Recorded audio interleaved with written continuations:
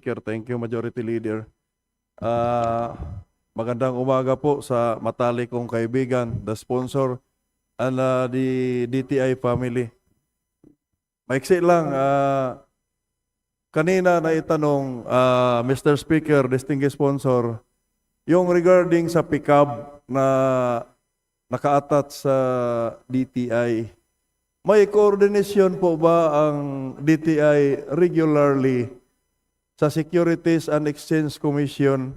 At saka ano po ang papel ng DTI Secretary or whoever is the DTI official na naka-assign sa pickup, if there is any? Mr. Speaker, as for the coordination with the SEC, they mainly rely on the SEC registration of the registering contractor with the pickup. So mainly the only coordination is when the contractor submits a SEC certification along with the requirements for licensing the contractor, Mr. Speaker. Mr. Speaker, distinguished sponsor, can the DTI cites the specific provision of the law in as far as the law creating the pickup who become an attached agency of DTI? Ano po yung nakalagay doon sa batas, Mr. Speaker, distinguished sponsor? Yung specific provision, para lang mahimay natin kung So as for the creation of the pickup, it's within PD 1746. So it is an attached agency. ano po yung nakasaad doon sa PD Presidential Decree na yan? Masarap po kasing balik-balikan yung mga matagal na. Kasi kung minsan, doon tayo nagkakamali. Gusto ko lang ipaalala, Mr. Speaker, distinguished sponsor, na taon-taon po, pinupunduhan po natin ang lahat ng ahensya. Dapat lang po na maibalik sa pinanggalingan ng pondo na yan, which is ang ating taong bayan, yung serbisyo. So according to the PD 1746 Section 3 on organization, Mr. Speaker, the authority shall be attached to the Ministry of Industry for Policy and Program Coordination. So sa CIAP, the Construction Industry Authority of the Philippines is attached to the DTI for Policy and Program Coordination, and the PICAB is attached to the CIAP. So, doon sa batas, naka-attach yung pickup na yan sa Department of Trade and Industry ngayon. Kapag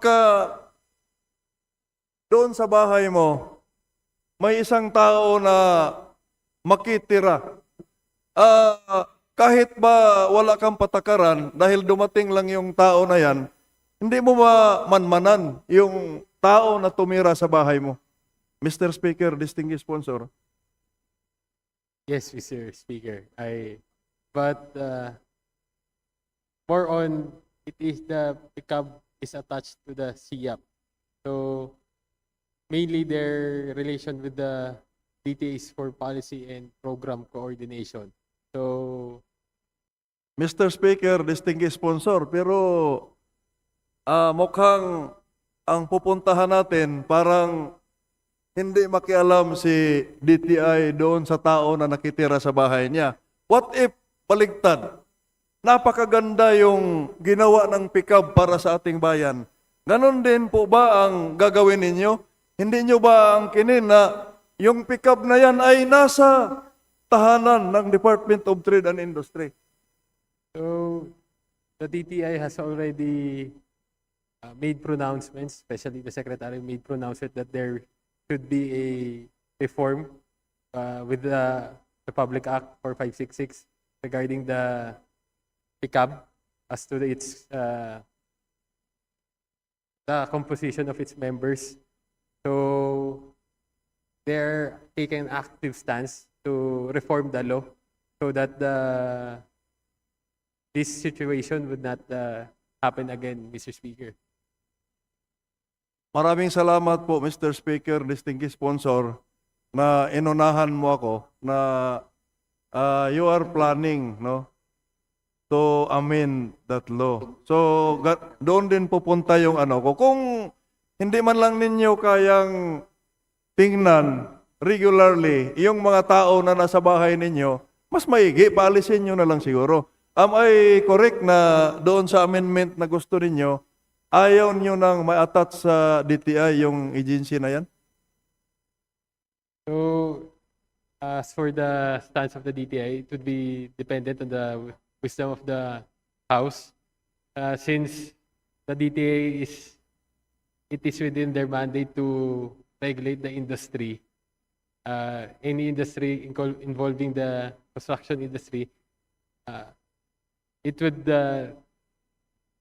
logically it would make sense that construction industry regulation will still be with the DTI. But if there is a movement through legislation here in the House or in the Senate, then they submit to the wisdom of the legislative agency. Mr. Speaker, distinguished sponsor, ang DTI po ang tinanong ko dito. I understand na it depends on the wisdom of the House kung ano yung gagawin ng batas. But I'm asking the DTI, anong posisyon ng DTI?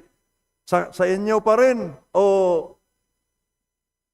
hiwalay na? Ano yung posisyon ninyo? At least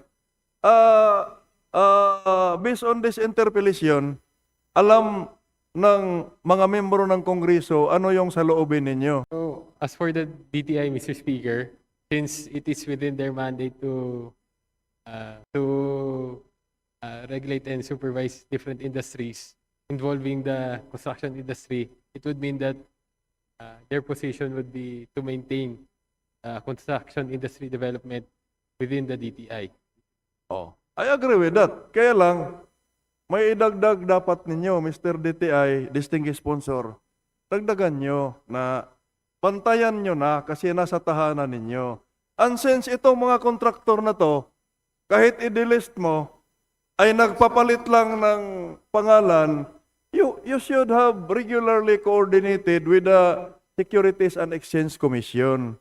Kasi kung parang kanya-kanya lang tayo dahil ay wala naman sa ano ko yan, trabaho ko yan, ay kayo din, nagbabayad din po kayo ng buhis na napupunta doon sa mali na ano. So, I hope the DTI can recommend a piece of legislation. Siguro, the distinguished sponsor will sponsor that bill.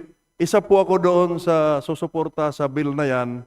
At dapat may uupo na kayo from DTI. Kasi in the case of electrification, yung National Electrification Administration, which is an attached agency to the Department of Energy, may uupo na undersecretary sa board ng National Electrification Administration.